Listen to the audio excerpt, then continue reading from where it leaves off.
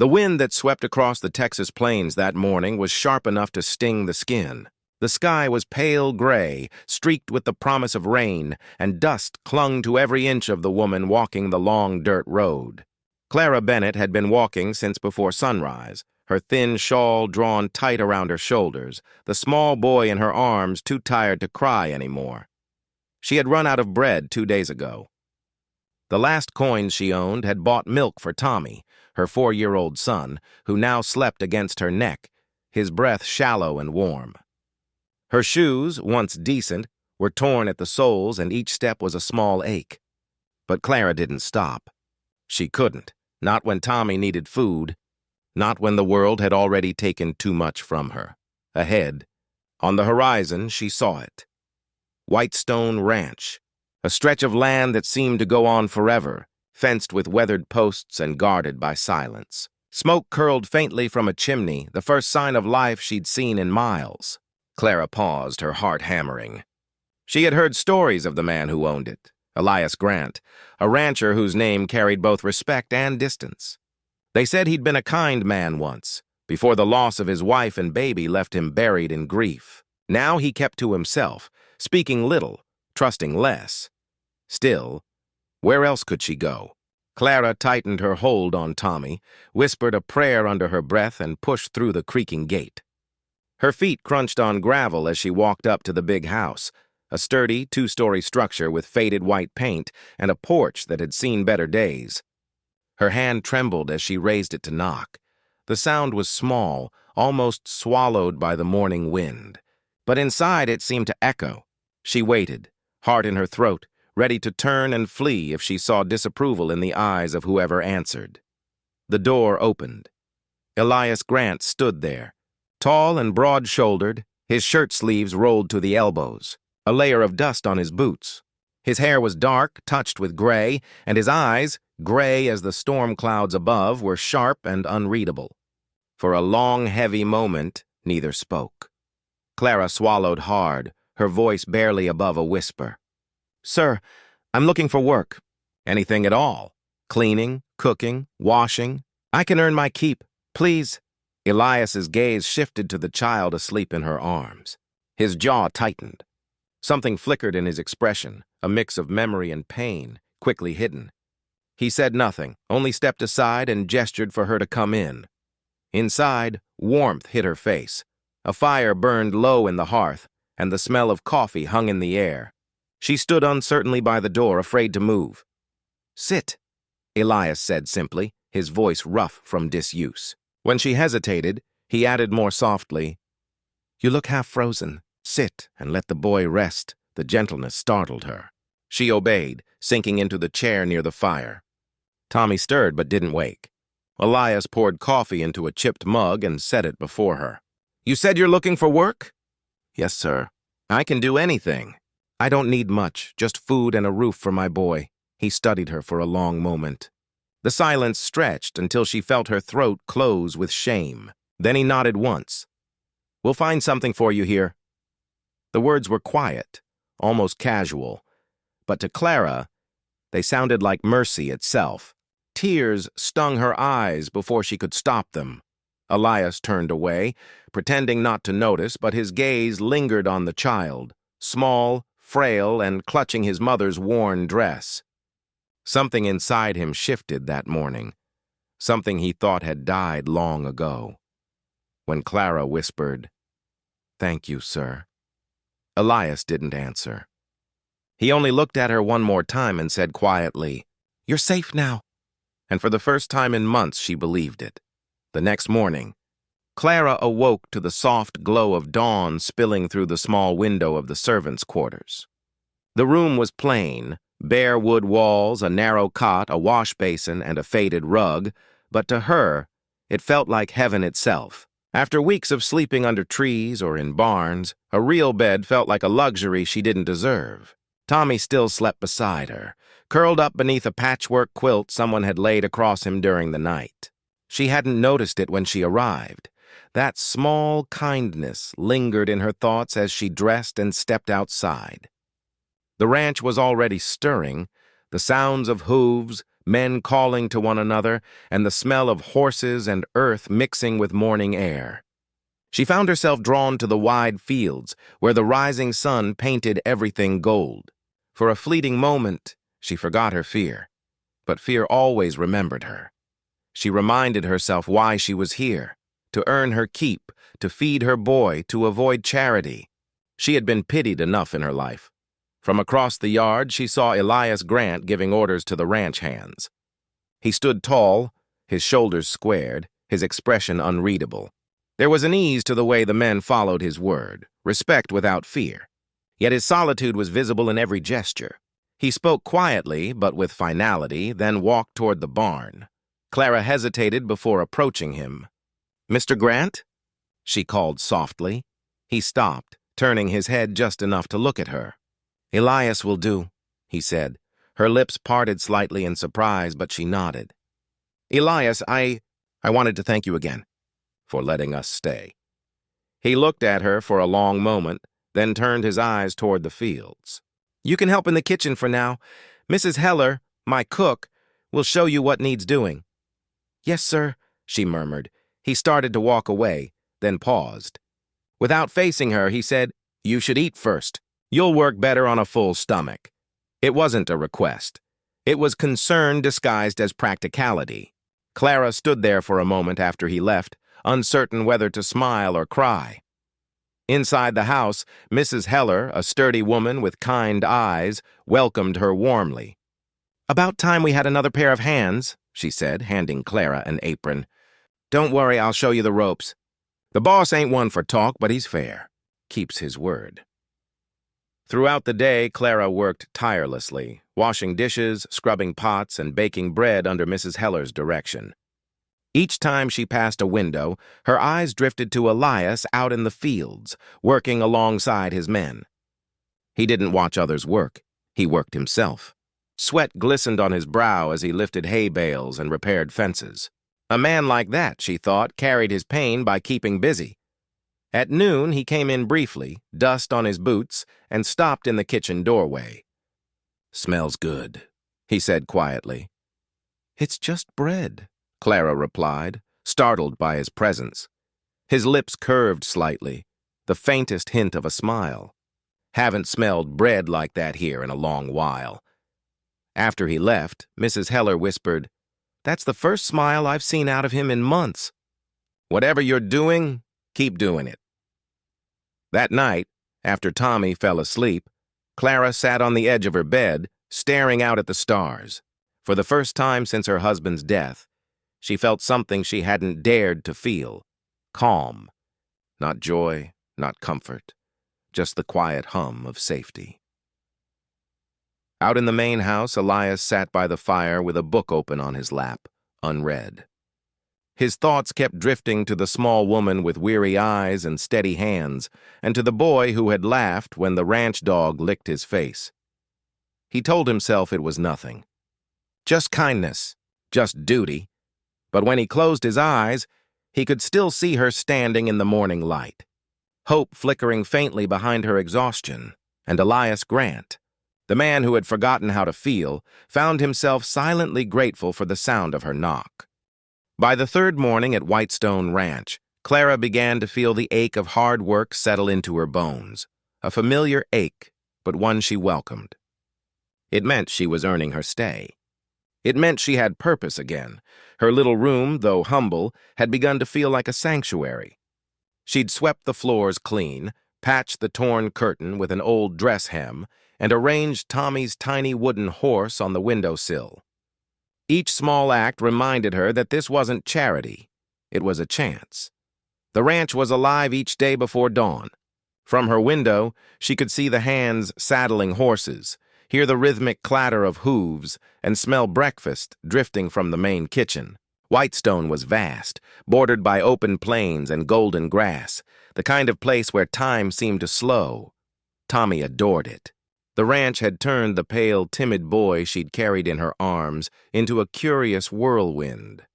By afternoon, he would be outside chasing chickens, trying to befriend the barn cats or following Dusty, the ranch's old gray horse, who tolerated the boy's endless chatter with gentle patience. Don't wander too far, Clara would warn him each morning. Yes, Mama, he'd say, already running toward the barn, laughter echoing behind him. The sound of her son's laughter. It filled something in her she hadn't realized was empty. Elias Grant, for his part, remained a quiet, steady presence. He rarely spoke more than necessary, but he was always near, checking the fence lines, carrying supplies, or passing by the kitchen door when Clara was baking. Sometimes their eyes would meet, and though words weren't exchanged, something unspoken passed between them, a recognition, perhaps of shared loss. One evening, after the day's work was done, Clara sat on the porch with her sewing. The sky was brushed in hues of lavender and gold. Elias approached, his steps slow, boots scuffing against the wood. He paused beside her, hands in his pockets. "You work hard," he said quietly. She smiled faintly, not looking up from her stitching. "Work keeps me from thinking too much," his voice softened. "Doesn't stop the thinking. Just makes it quieter." She looked up then, meeting his gaze. His eyes held the same sadness she carried, a loneliness that no amount of work could quite bury. "Maybe quiet is all I need," she whispered. Elias nodded once and left her to the fading light, but as he walked away, he found himself turning back. From the doorway, he watched her a moment longer. The woman who had arrived trembling and hungry, now sitting strong and calm, the glow of sunset outlining her like something sacred. That night, Clara couldn't sleep. A storm was brewing outside. Wind howled through the fields. She rose, checked on Tommy, and pulled the blanket higher over his small shoulders. As she turned, she noticed water dripping from the ceiling, rain leaking through a cracked roof beam. Panic stirred. She feared she might be sent away for damaging property. The next morning, she mentioned it quietly to Mrs. Heller, who nodded and said she'd tell the boss. But before noon, Elias himself was outside her quarters with 2 men, hauling up new planks. Clara stood in the doorway, stunned, as he replaced the damaged wood himself. "You didn't have to," she began.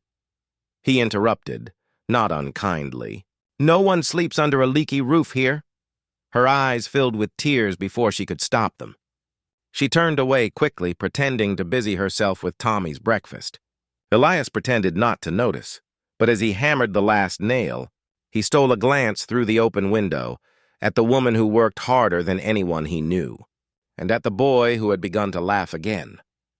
When the rain returned that night, Clara lay awake listening, not to the storm, but to the silence where the leaks had been. For the first time in a long while, she didn't feel afraid of tomorrow. Whitestone Ranch wasn't just shelter anymore. It was beginning to feel like hope. The days at Whitestone Ranch began to blend into a rhythm, a soft, living heartbeat that neither Clara nor Elias had expected. The ranch, once quiet as a graveyard, now hummed with warmth. The men noticed it first. The kitchen smelled of fresh bread again.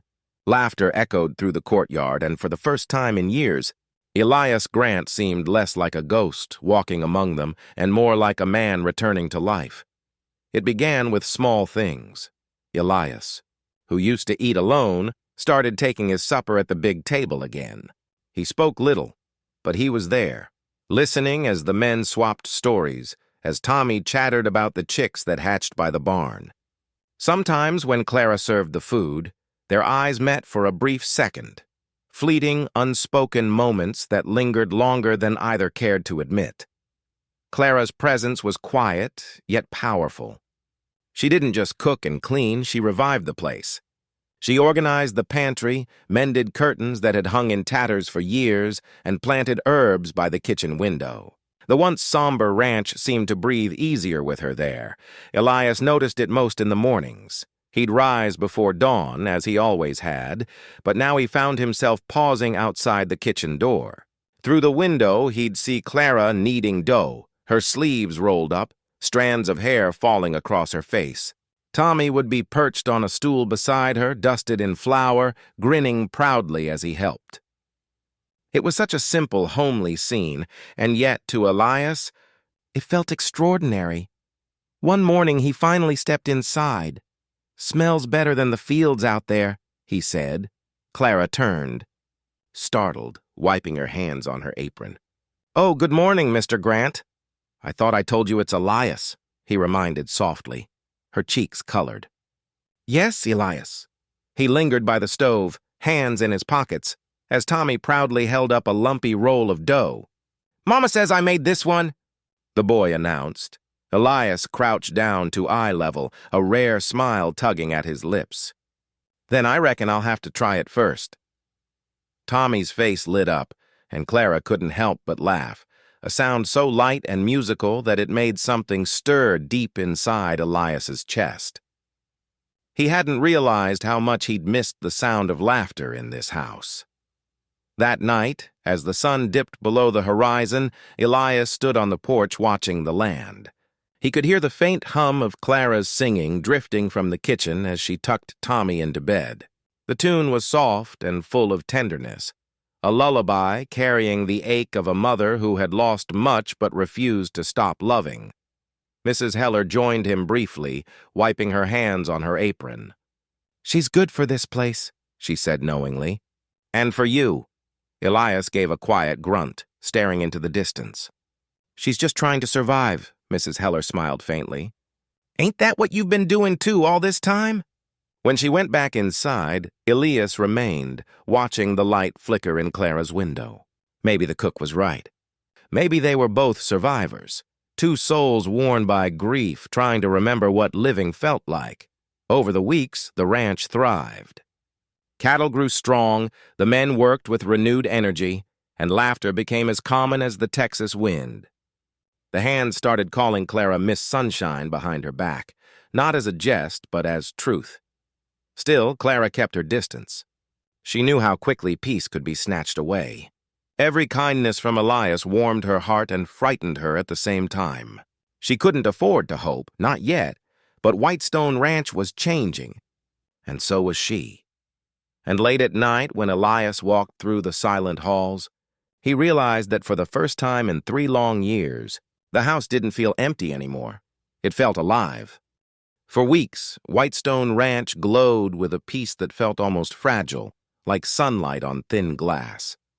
Clara had begun to laugh again, truly laugh, and Elias found himself lingering near the sound whenever it drifted through the halls. Tommy was thriving too. The once frail child now ran through the fields barefoot, his cheeks rosy, his giggles ringing across the open air. But good days have a way of drawing shadows. It began one afternoon when Clara went to town for supplies. She hadn't left the ranch in over a month, and the sight of the dusty main street brought back more memories than she wanted. The stairs came first, people whispering as she passed the general store. To most townsfolk, she was still that widow, the one who'd married a gambler, the one who'd lost everything. Clara kept her head down and finished her errands quickly, hoping to slip back to Whitestone before sunset. But fate had other plans. As she turned down a side street, a voice slithered out from behind her. "Well, if it ain't Mrs. Bennett," the man drawled. "Didn't think I'd see you again." Clara froze. She knew that voice. Caleb Dorsey, her late husband's so-called friend, a man who'd taught him how to gamble and then collected his debts when luck ran out. Caleb stepped out from the shadows, his hat tilted low and a smirk twisting his mouth. "Heard you ran off after John died. Thought maybe you'd learn to pay what's owed." "I owe you nothing," Clara said, her voice trembling but firm. He chuckled, stepping closer. "Oh, but you do. John left a mighty sum behind and you were his wife. That makes you responsible, unless—" His gaze flicked toward the paper bag in her hands, then toward the road leading out of town. "You found someone else to pay your way?" Her stomach turned cold. "Stay away from me, Caleb." He leaned in, voice low and threatening. "I'll come collect what's mine soon enough. Maybe not money, but something else worth having." Before she could reply, he tipped his hat and walked off, leaving her shaking in the street. When Clara returned to the ranch that evening, Elias was waiting by the fence. "You're late," he said softly. "Everything all right?" She forced a smile. "Just took longer than I thought." He didn't believe her, but he didn't press. Still, her hands trembled when she unpacked the groceries, and that night she barely touched her supper. Elias noticed every small sign, how her eyes darted to the window, how her voice faltered when Tommy asked about going to town again. The next day, he found her alone in the garden, her face pale, her shoulders tense. "Clara," he said quietly, "what happened?" She tried to brush it off. "Nothing. It's nothing." But when he took a step closer, his voice gentle but unyielding, the truth cracked free. She told him everything, about Caleb, about her husband's debts, about the fear that had followed her from one town to the next. By the time she finished, tears streaked her face, and her hands were shaking. "I didn't want to bring trouble here," she whispered. "You've been kind, and I didn't want to repay that with more burden." Elias was silent for a long time. Then he said, steady and low, "You and that boy are under my roof now. No one lays a hand on what's mine to protect." The quiet authority in his tone startled her. For the first time since Caleb's threat, she felt something she hadn't in years: safety, backed by strength. That night, Elias loaded his rifle and checked the locks on every gate before turning in. He didn't tell her, but he sat awake long into the night, listening to the wind howl through the fields. Clara slept restlessly, clutching Tommy close. But in her dreams, she saw Elias standing firm against the storm, his voice echoing through her fear. "No one touches what's under my roof." The storm rolled in just before dusk, thick clouds sweeping across the plains like bruises spreading in the sky. The ranch hands hurried to the barns, securing the animals and tying down loose gates, but an unease hung heavier than the scent of rain. Elias could feel it, an instinct born from years of watching trouble come in from the horizon. Inside the main house, Clara tried to calm her shaking hands as she tucked Tommy into bed.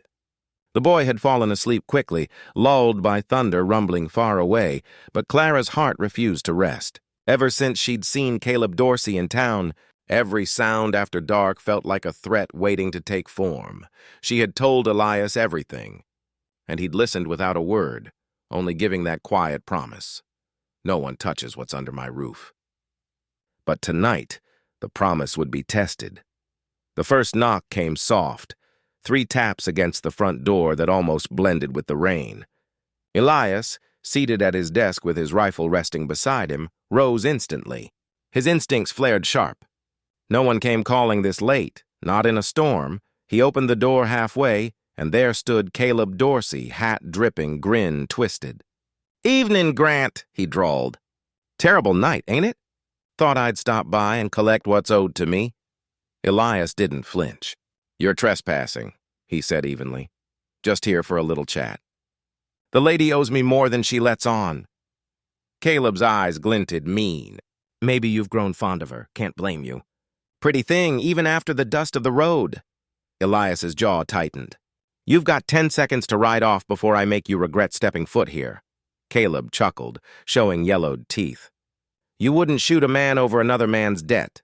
Elias took one slow step forward, the rain pouring behind him. "Try me." For a heartbeat, silence stretched. Then Caleb's smirk faltered. Something in Elias's eyes, cold steel beneath calm, made him step back. He wasn't used to being faced down by a man who looked like he meant every word he said. "You'll regret protecting her," Caleb spat. "Women like that bring ruin with them." Elias didn't respond with words. The rifle cocked, the metallic click slicing through the thunder. "Leave my land," he said quietly, "and don't ever ride back." Caleb hesitated, anger and fear warring on his face, then turned and disappeared into the storm, his boots splashing through the mud. When the door shut, Elias stood there a moment, hand gripping the rifle, chest heaving. He wasn't just angry. He was furious at the thought of that man speaking Clara's name with such venom, furious that she'd been made to live in fear for so long. From the stairs, a soft voice broke the silence. "Elias?" Clara stood there in her nightdress, pale in the dim light. Her eyes searched his face, saw the tension in his shoulders, the weapon in his hand. "He was here, wasn't he?" Elias set the rifle aside and stepped toward her. "He won't be back." Tears welled in her eyes. "You shouldn't have to protect me." "Clara." His voice cut gently through her words. You're not a burden. You're not trouble. You're family now. The word hung between them. Family, soft yet solid as a stone. Thunder cracked outside, and the house trembled. Elias reached out, resting a hand on her arm. You and the boy are safe here. I gave you my word. For a long moment she couldn't speak. Then through tears she whispered, I don't know how to thank you. Elias's eyes softened. You already have. Outside the storm howled. But within the walls of Whitestone there was calm. The kind of calm that only comes when fear has met its match. Later, when the winds finally eased, Clara watched the firelight flicker across Elias's face.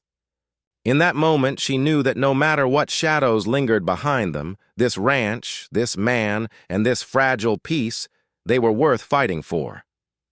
The morning after the storm dawned soft and silver, the sky washed clean by rain. Dew clung to the grass, sparkling like 1,000 tiny stars scattered across the earth. The air was still, peaceful. Yet beneath that calm, something in the house had shifted. When Clara stepped outside, the ground was slick, and the scent of wet cedar filled the air. The night's terror felt like a dream now, distant but heavy. She could still see it in her mind. Elias, standing in the doorway, rifle in hand, rain soaking his shirt as thunder cracked above him. She hadn't slept after that. Every time she closed her eyes, she saw him facing danger for her, for them. She found him in the yard, checking the fence line where the storm had blown down a few rails. His shirt sleeves were rolled up, his movements steady, but his eyes were tired. Elias, she called softly. He turned, offering a small nod. Morning. You shouldn't be working already, she said. You barely rested, he shrugged, wiping mud from his hands. Storm didn't break much. Could have been worse, she hesitated. What you did last night. You could have been hurt. He looked at her then. Really looked at her, eyes gray as the sky after rain. I've been hurt before, Clara, but letting a man like that scare you again? That'd hurt worse. Her throat tightened. You didn't have to protect me? Yes, he said simply. I did. The quiet certainty in his voice undid her. She wanted to look away, but his gaze held her there, steady, unwavering. The space between them filled with everything neither dared to say. Tommy's laughter broke the silence. He came running from the barn, holding something small in his hands. Mama, look what I found! He opened his palms to reveal a baby bird, soaked and shivering from the storm. Oh, sweetheart, Clara murmured, kneeling. It must have fallen from its nest. Elias crouched beside them, the corners of his mouth softening. We'll keep it warm, he said. Might just live if we're lucky. Tommy's eyes lit up. Can we, please? Elias nodded. You've got the hands for it, kid. Gentle ones. As Tommy ran off to fetch a blanket, Clara stayed kneeling, her heart full and aching all at once. You're good with him, she said quietly. Elias looked down at the wet ground, then back at her. He's a good boy. Reminds me what it's like to care again. There was something raw in his tone, something unguarded. Clara realized then that Elias's silence wasn't coldness. It was grief. A man who had lost everything didn't need to talk much. His eyes said enough. Later that day, when the ranch hands came by, they all had something to say about the night before. Word had spread that Caleb Dorsey wouldn't be showing his face around Whitestone again. The men were proud, even relieved. One of them slapped Elias on the shoulder and said, Didn't think the boss still had fire in him. Elias only grunted. But Clara saw the faint smile he tried to hide. That evening, she found him sitting on the porch as the sun dipped low over the fields. The light gilded everything. His profile, the railings, the world stretching beyond. She stepped out quietly, holding 2 mugs of coffee. I thought you might want this. He accepted it with a nod. Thank you. They sat side by side in comfortable silence, watching the sky fade from gold to violet. Then softly, Clara said, You didn't have to do what you did last night. But I'll never forget it. Elias turned to her, his voice low and certain. You didn't have to knock that morning either. But I'm glad you did. The words struck deep, gentle, real. Clara looked away, blinking fast as warmth filled her chest. Behind them, the bird chirped faintly in its box near the hearth, alive after all. And for the first time, Clara felt the same truth stirring inside her. They had all survived the storm. By the time spring deepened into summer, Whitestone Ranch had changed beyond recognition. Where once the air had hung heavy with silence, now there was music in every corner, of life returning, of laughter, of something warm taking root. The fields shimmered golden under the Texas sun, the cattle grazed fat and content, and the sound of Tommy's laughter carried farther than the wind.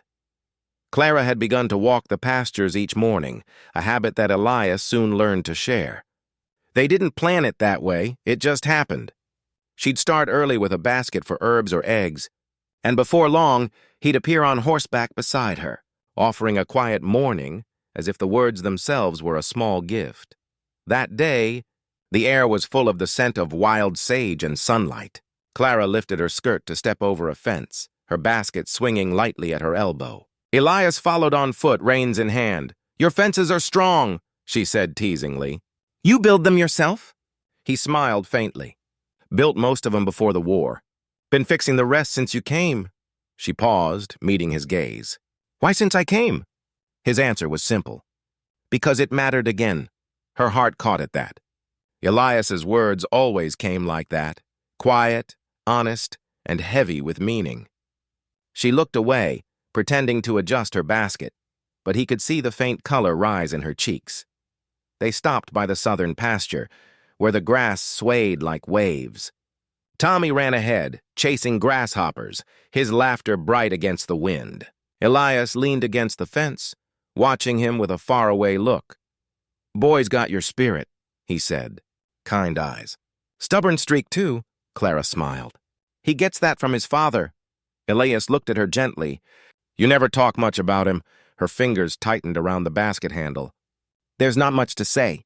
He left before Tommy could walk. I think he wanted to be free more than he wanted to be a father." The silence that followed was soft but full. Elias didn't ask more. He just nodded, his gaze steady. "Then Tommy's twice the man already." She blinked hard, swallowing a lump of emotion.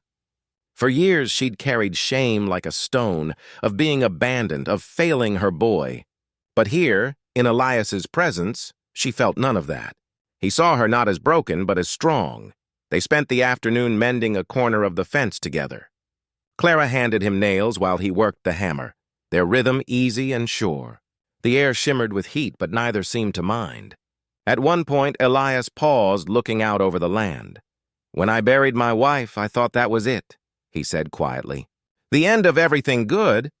I worked this ranch till I near broke it, and myself. But lately," he stopped, his jaw tightening. "Lately I wake up and the first thing I think about isn't the past." Clara's breath hitched. "What do you think about?" He turned, eyes steady on hers. "You and him. This place with laughter in it again." The wind carried her hair across her face and she didn't speak, couldn't. Every word seemed too fragile. But she stepped closer, her fingers brushing his arm just once. It was a small gesture, yet it spoke louder than anything she could have said. Tommy's voice called them from the field, waving a handful of wildflowers. "Mama, Mr. Grant, look what I found." Elias smiled, taking one bloom from the boy's hand, a yellow daisy, simple and bright. He tucked it into Clara's basket. "A promise," he said softly. "For what?" she asked. He met her gaze. "For whatever comes next." Clara didn't answer, but her heart did, quietly, surely, like the land itself breathing beneath them. And for the first time since she'd come to Whitestone Ranch, she began to believe that maybe love could grow again, even from the hardest soil. It was a clear morning when the letter arrived, a day too beautiful for bad news. The sun poured gold over Whitestone Ranch, the sky wide and kind, and Clara was humming as she kneaded bread. Tommy chased a puppy around the yard, his laughter bouncing off the porch rails. It felt like peace. Then Mrs. Heller entered the kitchen with the letter in her hand. "It's addressed to you, Clara," she said, brow creased. "Came with the supply wagon." Clara wiped her hands on her apron. the sight of her name written in sharp, slanted ink making her stomach twist. Few people in the world still knew where to find her. Fewer still would write. She opened it slowly. As her eyes scanned the page, her breath caught. The letter was from him, from Samuel, Tommy's father. "Clara, I know I failed you. I was a fool to leave, but I've changed. I heard you're working on some ranch out west. I'm coming to find you, to make things right, for you and for our boy." The paper trembled in her hands. She could barely see through the tears that filled her eyes. Tears not of joy, but fear. The words she'd once dreamed of hearing now felt like a noose tightening around everything she'd built. Mrs. Heller saw her face pale. "Bad news, dear?" Clara forced herself to nod. "Just something from the past." But the tremor in her voice gave her away. That evening, when Elias came in from the fields, he noticed right away that something had changed. She didn't meet his eyes. Her smile was thin. Even Tommy seemed quieter, sensing the storm brewing in his mother's heart. Elias approached her after supper as she scrubbed dishes at the basin. "You've been quiet all day. Something wrong?" She hesitated, fingers stilling in the water. "A letter came. From who?" She swallowed hard. "Tommy's father. He says he's coming here." For a long moment, Elias said nothing. The sound of the ticking clock filled the silence. Then, slowly, he set his hands on the edge of the counter, his voice low. "What does he want?" "He says he wants to make things right." Her laugh was bitter and small. "But he's never cared about right. He just takes. He took my peace once. I can't let him take it again." Elias's jaw worked, the muscle there tightening. "You're safe here, Clara. I won't let him near you." Her eyes filled again, this time with something deeper, fear mixed with something dangerously close to hope. "You don't owe me that, Elias." He met her gaze firmly. "Don't tell me what I owe. You and that boy gave this place life again. I'll be damned if anyone drives you out of it." The words hit her like a blow and a balm all at once. She wanted to thank him, to fall into his arms and confess how much she'd come to care. But the letter in her apron pocket felt like a shadow pressing against her heart. Later that night, after Tommy was asleep, Clara sat by the fire staring into the flames. She thought about what Samuel's return could mean. Would he try to claim her? Would he try to take Tommy away? And what about Elias, this quiet, steadfast man who had shown her what safety and love could feel like again? Outside, Elias walked the porch in the moonlight, keeping watch long after the ranch had gone still. He didn't need to read the letter to understand what it meant. He'd seen fear before, in war, in loss, and he saw it now in Clara's eyes, and he knew as sure as the dawn that this wasn't over. The past was coming for her, and this time it would have to go through him. The letter had changed everything, but not the way Clara feared. It had reminded her that she was no longer the woman who once trembled in silence. She had endured storms, hunger, shame, and loneliness. And she had found herself again here, at Whitestone Ranch, beneath a sky so wide it had room for second chances. Still, the days that followed were heavy with waiting. Elias doubled the night watch, kept his rifle cleaned, and had the men rotate near the road. Clara tried to carry on as if life were normal, cooking, tending the hens, teaching Tommy his letters, but the air around the house hummed with tension. Then one dusty afternoon, the past came riding down the hill.